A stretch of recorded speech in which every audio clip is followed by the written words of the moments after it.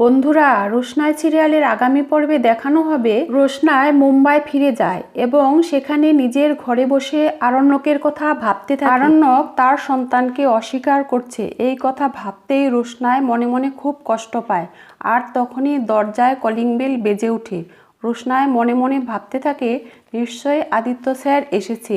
উনি তো কাল ফোন করে বলেছিলেন উনি আসবেন। রোশনাই বলে, আগামীকালই আমার টেস্ট, আমাকে নিজেকে একটু সময় দেওয়া উচিত, কিন্তু আমি আদিত্য স্যারকে কি বলবো?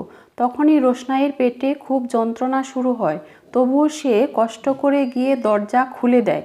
আদিত্য ভেতরে এসে বলে, কি হলো রোশনাই, তোমার দরজা খুলতে এত দেরি হলো কেন? রোশনাই বলে, না মানে স্যার, আমি একটু রেস্ট নিচ্ছিলাম তো, তাই দরজা খুলতে একটু দেরি হয়ে গেল। আদিত্য বলে, ওকে, তোমার চোখ মুখ এরকম লাগছে কেন? তোমাকে খুব দুর্বল মনে হচ্ছে। রোশনাই বলে, স্যার এতটা জার্নি করে এসেছি তো তাই।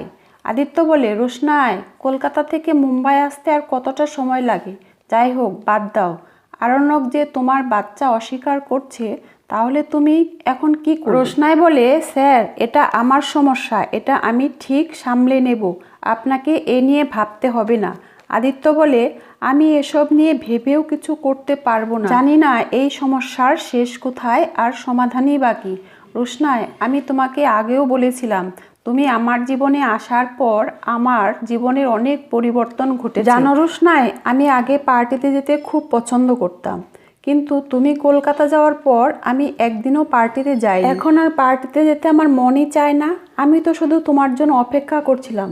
রোশনাই বলে, কেন? আদিত্য বলে, আমি তোমার সাথে কথা বলতে চাই, গল্প করতে চাই, সময় কাটাতে চাই। জানি রোশনাই, তুমি আমার কথাগুলো শুনে তুমি আমাকে স্টুপিড ভাবছো, আর আমি এটাও জানি তুমি আরণ্যককে খুব ভালোবাসো। তাই তোমাকে আমি বলবো না তুমি আরণ্যককে বাদ দিয়ে আমাকে ভালোবাসো। তোমাকে সম্মান জানিয়েই বলছি, আমি তোমাকে ভালোবাসি রোশনাই। আই লাভ ইউ রোশনাই। রোশনাই অবাক হয়ে আদিত্য কাপুরের দিকে তাকিয়ে থাকে। আদিত্য বলে, রোশনাই, আমি জানি তুমি আমার কথাগুলো শুনে অবাক হচ্ছ, তাই বলছি রোশনাই, আমি তোমার সকল বিপদে আপদে তোমার পাশে আছি, আমি তোমাকে সাপোর্ট করতে চাই। প্লিজ রোশনাই, তুমি আমাকে দূরে ঠেলে দিও না, অন্তত এইটুকু করার সুযোগ আমাকে দিও। আদিত্যর কথা শুনে রোশনাই তাকিয়ে থাকে আর বলে, স্যার আমি এখন ক্লান্ত, প্লিজ আপনি এখন আসুন, আমাকে একটু রেস্ট নিতে দিন। আদিত্য বলে, রোশনাই, আমি তোমাকে এই কথাগুলো বলতেই এসেছি, নয়তো আমি কাল সকালেই আসতাম তোমাকে লুক টেস্টে নিয়ে যাওয়ার জন্য। রোশনাই বলে, স্যার কোনো প্রয়োজন নেই, আমি কাল একাই যেতে পারবো। আদিত্য বলে, আমি জানি রোশনাই তুমি একা যেতে পারবে, তুমি ফিল্ম করতে যাচ্ছ, আর এটাও জানি তুমি আরো অনেক ফিল্ম করবে, জীবনে আরো অনেক উন্নতি করবে, তুমি অনেক দূর এগিয়ে যাবে। তবে জানো তো রোশনাই, তুমি যদি অটো রিক্সা করে যাতায়াত করো তাহলে তোমাকে কেউ দাম দেবে না, তাই আমি তোমাকে সাহায্য করতে চাই, প্লিজ তুমি এই কথাটা রাখো।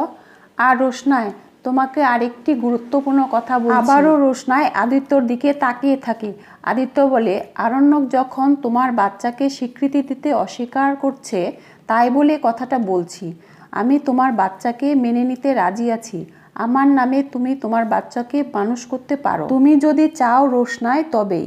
আর এর জন্য আমাকে তোমার ভালোবাসতে হবে না এবং বিয়েও করতে হবে না, তবুও আমি এই সন্তানকে আমার পরিচয় দিতে চাই। রোশনাইয়ের প্রতি আদিত্যর এই উদারতা দেখে অবাক হয়ে তাকিয়ে থাকে রোশনাই, আর ভাবতে থাকে, আরণ্যকের এই সন্তানকে যদি আদিত্যর পরিচয় দিয়ে বড় করি, তাহলে আরণ্যক স্যার আমাকে যে মিথ্যা অপবাদ দিয়েছে তাহলে সেটা সত্যি হয়ে যাবে, আর আরণ্যকের পরিবার আমার চরিত্র নিয়ে যে কথাগুলো বলেছে তাও সত্যি হয়ে যাবে।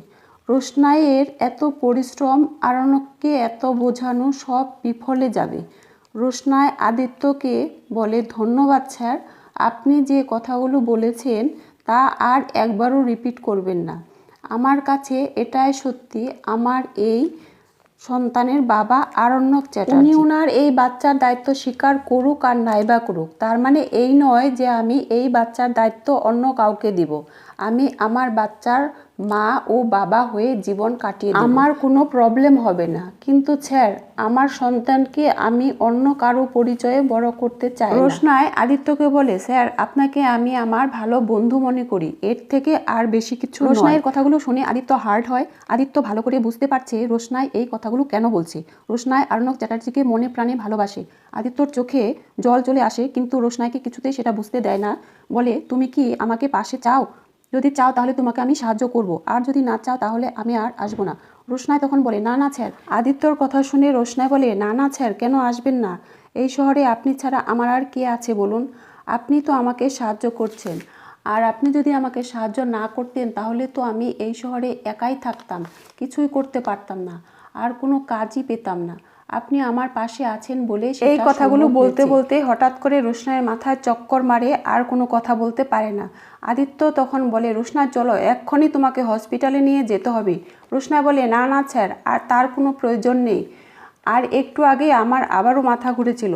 আদিত্য বলে, রোশনাই এতক্ষণ আমি তোমার সব কথা শুনেছি, এখন আর আমি তোমার কোনো কথা শুনতে পারবো না। এই বলে রোশনাইকে সে হসপিটালে নিয়ে যায়। রোশনাই হুইল চেয়ারে বসে থাকে আর ব্যথার যন্ত্রণায় ছটফট করতে থাকে। আদিত্য বলে, রোশনাই তোমার কিচ্ছু হবে না, তুমি কোনো টেনশন করো না। রোশনাই বলে যে আমার সন্তানের জন্য আমি এত ফাইট করছি, সে সন্তান কি চলে যাবে? তার জন্য রোশনাই কান্নাকাটি শুরু করে। আদিত্য বলে, রোশনাই তোমার বাচ্চার কিচ্ছু হবে না। রোশনাই মনে মনে ভাবতে থাকে, এই বাচ্চার যদি কিছু হয় তাহলে কি হবে? রোশনাই নিজের ভাগ্যকে দোষ দিতে থাকে। প্রথমে তার বাবা তাকে ছেড়ে চলে যায়, তারপর তার মাও চলে যায়, এরপর যদি এই সন্তানও চলে যায় তাহলে কি হবে? আদিত্য বলে, রোশনাই তোমার বাচ্চার কিচ্ছু হবে না, আর তোমার বাবাও অতি শীঘ্রই তোমার কাছে আসবে। রোশনাই আদিত্যর দিকে তাকায় আর ভাবতে থাকে, আদিত্য স্যার তার বাবার কথা কি করে জানলো? এদিকে আদিত্যর গুরুজির কথা মনে পড়ে। রোশনাইয়ের গুরুজি তাকে তার বাবার সব পরিচয় দিয়েছে। রোশনাইয়ের বাবা আর কেউ না, রঞ্জন প্রসাদজি। এরপর আদিত্য নার্সকে ডাকতে থাকে। নার্স আদিত্যকে দেখে অবাক হয়ে যায়। আদিত্য বলে, তাড়াতাড়ি ডাক্তার ডাকো, রোশনাইয়ের অবস্থা ভালো নয়। নার্স তখন ডাক্তারকে ডাকে। তো বন্ধুরা, এর পরের জমজমাট রোশনাইয়ের এপিসোড পেতে হলে আমার পেজটি ফলো করো আর আমার সঙ্গে থাকো। ধন্যবাদ।